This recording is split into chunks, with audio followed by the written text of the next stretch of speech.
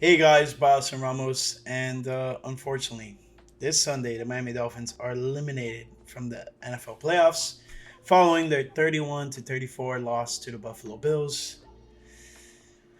Tough one, tough one. We're gonna get into highlights in a bit, but yeah, it's just what can you do?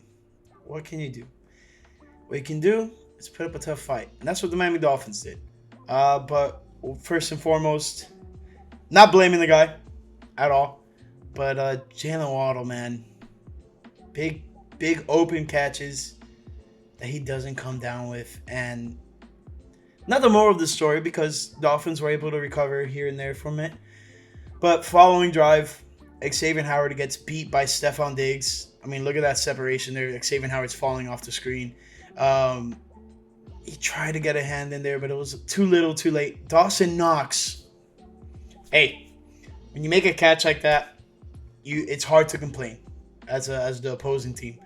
But gets the right foot down, left knee down, and a hand down. So, able to get it.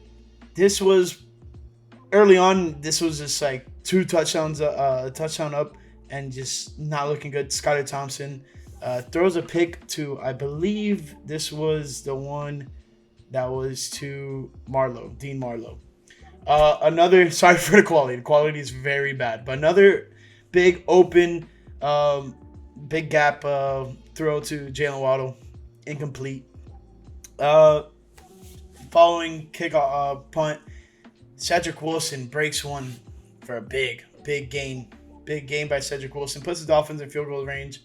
And, the players are hyped. Team's hyped. That's really was probably one of the more momentum shifting plays of the entire game. Then this, I think, really capped off the first half for the Miami Dolphins. Xavier Howard pick off of Josh Allen, and things got chippy. I'll tell you that things got a little chippy. But first, we'll get a second look at this catch by Xavier Howard by the fingertips, literally by the fingertips. Xavier Howard has a nice little return. The replay doesn't show much of the return, but this is where things got chippy. Interception happens. Christian Wilkins starts blocking for the Xavier Howard return. And Josh Allen isn't having it. And guess what? A bunch of the other Buffalo Bills aren't having it either. And they take Christian Wilkins to the ground. Results in offsetting penalties. So no gainage of yardage or loss of yardage or loss of the return for the Miami Dolphins. But this is where things really got interesting. Ball bounces off of, I believe, Cole Beasley. And Javion Holland is the lucky recipient of this interception. We'll get a second look at it. But I believe it was Cole Beasley. And literally in the perfect spot. Because if not, Brown comes down with that ball. And it could be beneficial for the Bills. Mike Gesicki, big touchdown grab. I do not have the replay of the gritty. I'm sorry, guys. But I'm pretty sure you guys want to keep your eyes clean of that gritty. But 2-point conversion. And Tyreek Hill wide open. Before the play even started, I'm like, Tyreek Hill. And, Dolphins looked like they were going into the half tied. Luck for Buffalo's sake, they were lucky they were able to go down the field, score a field goal. But coming out of the second half, Dolphins able to strip sack. Zach Sealer scores a touchdown off of the recovery. This is what I was talking about earlier. Some costly drops by Jalen Waddle. If these come down, I understand this one was a little bit harder because it was punched out. But the first one was a really big drop by Jalen Waddle. Like I said, not blaming him, but definitely one of those things that, what if? What if? There's a lot of what ifs in this game. And if you're a Dolphins fan, it's not looking good. Interception by Skylar Thompson leads to the touchdown by Cole Beasley. Easy money for the Buffalo Bills. This was an insane grab by Gabe Davis. I mean, if the Bills don't make a couple of these miraculous plays in terms of Dawson Knox and Gabe Davis stole drag swag, who knows what happens in this game. Big catch by Jalen Waddle. Ball pops out, but he's already out of bounds by that point. But yeah, big catch by him. Kind of makes up for a lot of those drops earlier in the game. 4th and 6 after the 4th and 1 penalty. And Skylar Thompson targets Mike Gesicki, broken up by Claire Elam. And, what can you do? Dolphins out of timeouts, 3rd and 7, under 2 minutes ago, and Devin Singletary just barely gets the first down. On the field, it was ruled a first down. They reviewed it, and nothing really significant enough to say, hey, this was either a first down or not. It sucks that that's what it had to come down to, but what can you do? Guys, this was first and foremost one of the best Miami Dolphin games I've ever watched. I understand, got down big early, started coming back, tied it up, went into halftime down 3, ended up losing the game by 3. So if you subtract that drive heading into the half by the Buffalo Bills, who knows what happens in this game? But we're not going to be here for the what ifs or what could have happened. All I can say is, they had a chance and they fumbled it. 4th and 1, late to get onto the field and uncertain what the hell was going on the field in general. Delay a game. Now you're 4th and 6. Now it's a tough. Even you have to get way more yards. You could have had a nice little run. Who knows what happens? First and foremost, I just want to say I bled for this. Was getting something. Had a couple people over watching it. Little watch party and stuff like that. And was getting a little dog bed for my sister's dog. And I stubbed my leg on the bed frame here. And it cut me up real bad. Definitely put a damper on things. But hey, after that, Dolphins started making the run. Started coming back. Made things happen. But yeah, as a fan, all you can do is hope for a close game because, like we said, when it came to the gambling odds, it was minus 13.5 in favor of Buffalo. Guess what? I said take the spread on the Miami Dolphins, take the money line on the Bills, and I forgot entirely what I said on the over/under, but the over hit. So those are your gambling odds. Yes. So 3-point loss, Dolphins cover the spread, Buffalo wins the money line, and the over hit. In terms of any of you guys who are big into gambling. But we'll get into the team stats real quick. But first, what a season it's been. Lots of up and downs. Like, probably one of the more up and down seasons I've ever experienced as a Dolphins fan. You have the ups of, starting off hot, 3-0, and things are looking good. Uncertainty about your quarterback. Boom, he goes into the big primetime game, gets knocked out with concussion, and that is going to be one of the moral of the stories for your entire season. Then after that, your backup quarterbacks come in, and they can't finish the damn game. Luckily, these past 2 games, Skylar Thompson has been able to start and finish both games. So, at least that script is not, repeatable and just nonstop. Defensively, not the best season in terms of just play to play, game to game. Not the best season, right? But what did I say in the game preview?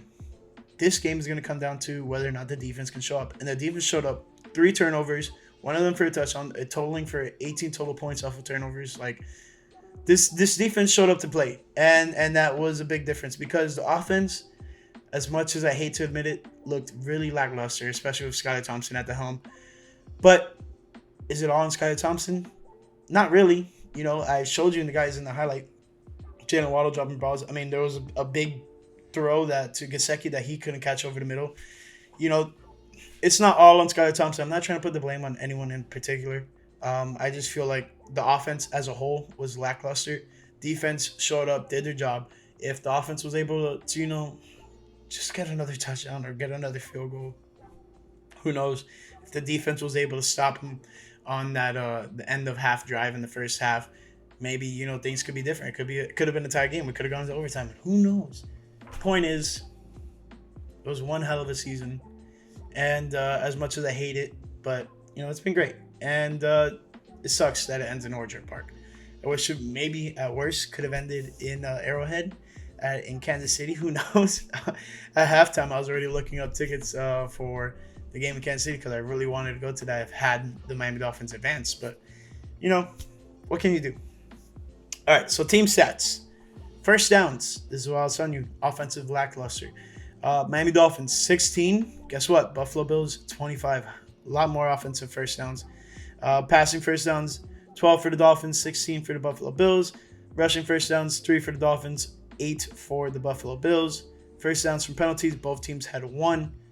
Third down efficiency, Dolphins were 4 of 16. Buffalo Bills were 9 of 16. That's huge. Fourth down efficiency, 1 of 2 for the Dolphins, 0 for 1 on the Buffalo Bills. Total plays, though, Miami Dolphins had 69 total plays. Buffalo Bills had 72. Total yards, we'll get into that later. Dolphins had 15 drives. Bills had 16. Yards per play, huge landslide here. Almost double. Miami Dolphins had 3.3 yards per play. Buffalo Bills had 5.9. Let's see what else I can do before we get into some player stats. Red zone appearances per attempts. Dolphins had 2 red zone efficiency for 4 attempts. Dolphins had, oh my gosh. We'll get into the red zone made per attempt.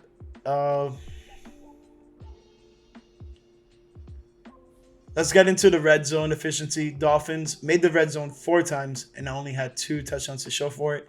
Buffalo Bills also made it 4 times but had 3 touchdowns to show for it. Penalties. Dolphins had 7 for 34 yards. Buffalo Bills had 2 for 13 yards. There was 2 turnovers for the Dolphins, 3 turnovers for the Buffalo Bills. That means turnovers forced. So Dolphins had 3 turnovers. Bills had 2. Fumbles lost. Bills lost 1. Interceptions thrown. Dolphins threw 2. Bills threw 2. Defensive special teams touchdowns. Dolphins had a defensive touchdown. Time of possession, 27 minutes, 47 seconds for the Miami Dolphins. 32 minutes, 13 seconds for the Buffalo Bills. Yeah, it's a tough pill to swallow. What do you guys think of the game? Do you think just tell me what you think. I think, me personally, offense was a bit lackluster. Got behind early, so you couldn't get to the running game. Passing game was all right. I wouldn't say it was the best because we'll go over stats for Skylar Thompson now. Defensively, awesome. Great defensive game. You're either gonna get them or they're gonna get you. And Dolphins defense got a little more than they could get, but at the same time, a lot of crucial forced turnovers for the Dolphins. Scoring on defense was huge. There's a lot of things that you could say went good and bad, especially defensively for the Miami Dolphins in this game. All right, let's get into individual stats. We have Skylar Thompson, 18 of 45, 220 yards, 1 touchdown, 2 interceptions, sacked 4 times for 31 yards. Not a great QBR, 22.5 QBR. But Josh Allen didn't have a great QBR either. Josh Allen went 23 of 39, 352 yards, 3 touchdowns, 2 interceptions, sacked 7 times for a loss of 36 yards with a 26.0 QBR. Miami Dolphins rushing, 42 total yards as a team rushing. Jeff Wilson had 10 carries, 23 yards, 1 touchdown. Oh, sorry, I wasn't including the highlight. Guys, the highlight was probably the longest it's ever been all season. Quality was here and there. I know I've scoured the internet for a lot of these highlights. I couldn't include that Jeff Wilson one, unfortunately. At that point, I was just like, we can live without that one. But yeah, a touchdown for Jeff Wilson off of 10 carries, 23 yards. Jalen Waddle, 1 carry, 8 yards. Should have maybe been a touchdown. Who knows? It was close. Ended up being turning into that Jeff Wilson touchdown anyways. Tyreek Hill, 2 carries, 5 yards. Skylar Thompson, 2 carries, 3 yards. Savon Ahmed, 5 carries, 3 yards. Buffalo rushing. Devin Singletary was the leading rusher with 10 carries, 48 yards. James Cook, 12 carries, 39 yards, a touchdown. Josh Allen, 4 carries, 20 yards, resulting into 107 yards rushing for the Buffalo Bills. Receiving, Miami Dolphins, Tyreek Hill was the leading receiver, 7 receptions, 69 yards.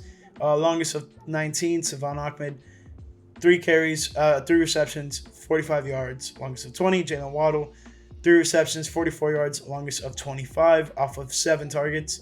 I might want to add that Tyreek Hill had 7 receptions off of 15 targets. So almost catching half the balls they were throwing. A little bit unfortunate, but, give a hand up to Buffalo Bills. They have a good defense.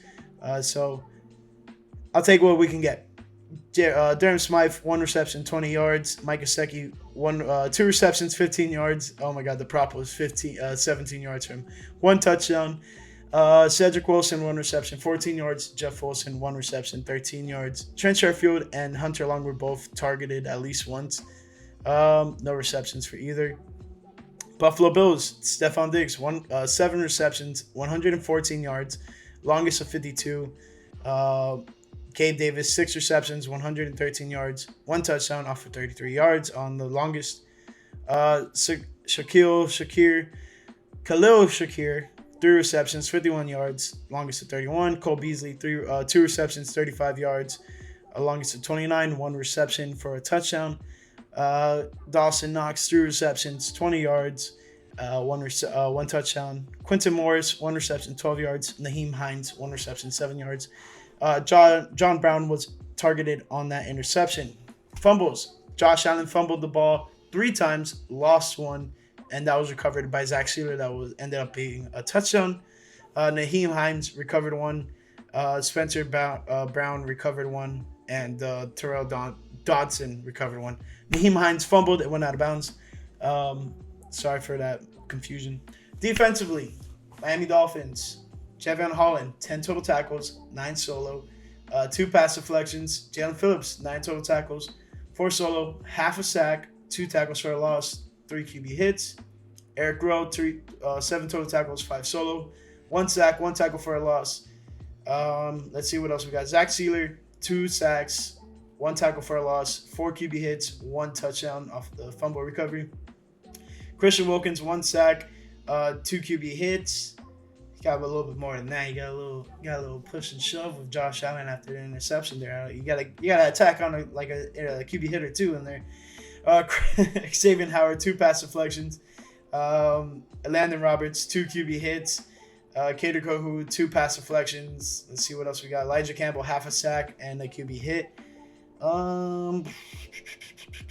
Bradley Chubb, he had a sack. What else? Jalen Phillips, man, he was getting into that backfield and putting pressure on Josh Allen. There was one specific one that he slipped, which almost could have been a sack, and it turned up getting them a first down. It was tough to watch, man. Matt Milano, the guy who kind of threw the Dolphins in the spiral. Not blaming him entirely, but it was his doing that, pretty much started this. The spiral that has been this Dolphins chaotic season. 10 total tackles, 8 solo, 2 sacks, 2 tackles for a loss, 3 QB hits. Teron Johnson, 1 tackle for a loss, 1 pass deflection, 1 QB hit. Tremaine Edmonds, 5 total, 4 solo, 1 tackle for a loss, 4 pass deflections. Wow. Boogie Basham had 2 QB hits, a sack, and a tackle for a loss. Dean Marlowe had the pass deflection. Ed Oliver had a sack, a tackle for a loss. Kerry Elam had 2 pass deflections. Shaq Lawson had a QB hit. Let's see who else we got. Tre'Davious White, 2 pass deflections. And Jaquan Jones had a QB hit. Aside from that, nothing else there. The 2 interceptions. Xavier Howard had an interception return for 49 yards. Javion Holland had a return of 29 yards on his interception. Dean Merlo had an interception return for 10 yards, and Claire Elam had an interception return for no yards. Kick returns, River Craycraft had 1 return for 23 yards. Naheem Hines had 2 returns for 56 total yards, longest of 30. Cedric Wilson had 2 punt returns for 53 total yards, longest of 50 yards. Naheem Hines, 3 returns, 17 yards, longest of 11. Jason Sanders, 3 for 3 on field goals, 2 for 2 on extra points. Tyler Bass went 2 for 2 on field goals, 4 for 4 on extra points. Woo! It's a lot. It's a mouthful. Stats are done. Now, let's go over what I said in the game preview. Run the ball offensively. Did not do that. Throw the ball fast, quick, and easy to playmakers, Jalen Waddle, Tyreek Hill, Mike Gesicki, etc. Did not happen. Also, it wasn't included on the keys to victory, but lackadaisical offense in terms of coming out and being ready, assessing the defense, and having time to snap the ball. no, we're getting out there, and the play clock was running out. So Dolphins were late to get the ball off a lot of the time throughout this game. There was a good amount of times that, you're watching the game and it says 0-0 on the play clock, and the Dolphins still hadn't got the ball off. So luckily it wasn't too enforced, but there could have been a lot of times that the Dolphins were called for a delay of game. Defensively, limit the running game. Get to Josh Allen. Got to him 7 times. Sacked him 7 times. Huge. But also, just couldn't put enough pressure on them when it mattered most. I understand. 2 interceptions, a sack, fumble, return for a touchdown. How can you complain about defense? Defense is good. Very good. I'm very happy and pleased with what the defense put out there. But just needed a little more. Also want to point out that Dolphins slightly, very slightly, I'm not complaining about it, but Dolphins kind of got screwed over on that 3rd down run to end the game that was initially called first down on the field. Now, they went to the booth and reviewed it, and it was uncertain whether or not, the call on the field was right or wrong. So they got to go with the initial call on the field if they're uncertain. And that really, really, biased me saying, yeah, that was short. But unbiased me was saying, man, that's a tough call. That's a tough, very tough call. Who knows if actually that was either short or, they made the right call. Who knows? It sucks that that's what it has to come down to. Because if the Dolphins get a softer, they have at least one more chance to go down the field, kick a field goal, force overtime. And then who knows? Who knows? With this game, how it's been going, maybe the Dolphins get a chance. And maybe the Dolphins could walk away with a win. Maybe the Dolphins could advance to go and play Kansas City. Who knows? Point is, it's been a hell of a season. Dolphins fought their asses off in Buffalo. And, they got to walk away with their head high. Because, like Vegas said, and a lot of other people said, Dolphins had no chance in this game. They were going to lose by over 2 touchdowns, and they ended up losing by 3. So, what can you do when you make the most of a game? Not much. They made it as close as possible. Defense played its part. Offense was a little bit lackluster. If offense could have delivered a little bit more, then yes, Dolphins win this game because Buffalo did not look like a good team. And it'll be a little scary because me personally, I think the Bengals are winning and the Jaguars won. So the Jaguars would go on to play Kansas City. Bengals would play the Buffalo Bills. And then things could get a little crazy. Because I think if the Bengals perform well Sunday night and they end up getting a win, I think they can really put up a good fight against this Buffalo Bills team and probably come out with a win. Who knows? Either way, that'll be a great storyline too. Either way, hope you guys enjoyed the video. It's the last one of the postseason of the Dolphins 2022-2023 season. And we'll have more videos coming soon. And there's going to be a lot of changes coming to the channel. I think I'm going to have a different approach and try to do things a little bit more in terms of, 1, growing the channel, 2, reaching out to you guys and just being a little bit more active in terms of reaching out to whoever watches videos. And then 3, just making the best content I could possibly make because that is my personal thing. I want to make the best content possible and couldn't do it without taking some time because today I made like almost a 4-minute highlight of the game, and given not all the videos are great, but we'll work on that in the future. But aside from that, just trying to put out the best content out there for you guys. Things will be a little bit more structured. Things will be a lot better. But, it's been quite the ride this 2022-2023 season. Sucks. Really sucks that it ends in Orchard Park to the hands of the Buffalo Bills. Really sucks losing to a divisional rival in the playoffs especially. But, hey, first time making it to the playoffs since 2016. And this performance was a lot better than the one in 2016. So, hey, give it up to the Dolphins. One other thing is, I think I got to admit it. Dolphins might be cursed. You know why? Because ever since Dan Marino has no longer been a player of the Miami Dolphins, They've gone to the playoffs 3 times since. Each and every time, they don't make it with the starting quarterback. It's things like this that really like questions why you're a fan. Not complaining, but it sucks, you know. But either way, hell of a ride. It's been a good season, and you know, good things should be coming soon for this Miami Dolphins team. Unfortunately, the way it ended, not having your starting quarterback in there, I think if Tua was in there, I think this Miami Dolphins team could really have made a run, a nice little shot at making the playoffs.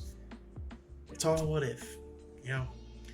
Either way, hope you guys enjoyed the video, and I'll catch you guys soon. We'll have a game picks coming out, and then on top of that, there will be Dolphin videos here and there, just to insinuate, you know, what a great season it was. Made it to the playoffs, first time in 6 years, so it's nothing to scoff at, nothing to complain about, but things need to get better. We need the players healthy this season. And on top of that, just performances, you know, when they're needed the most, where are they? That's about it. Hope you guys enjoyed it, and catch you guys soon. Thanks for watching. Peace.